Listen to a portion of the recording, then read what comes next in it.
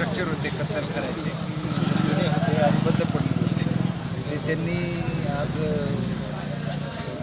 अतिक्रमण नाही म्हणता येणार ते त्यांचेच होते, परंतु त्यांनी ते पाडलेले आहेत वापरात नसलेले. त्याचा गैरवापर होऊ नये आणि परिसरात दुर्गंधी वगैरे होऊ नये म्हणून त्यांनी आज काढलं. आम्हाला विनंती केली होती बंदोबस्त पुरवण्याबाबत त्यांनी, त्याप्रमाणे आम्ही बंदोबस्त त्यांना पुरवलेला आहे आणि बंदोबस्ताचे काम सुरू आहे. आता ते अंतिम टप्प्यात आलेलं आहे.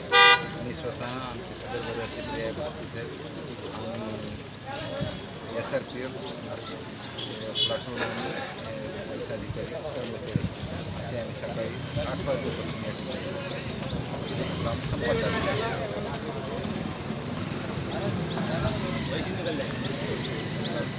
हिंदी में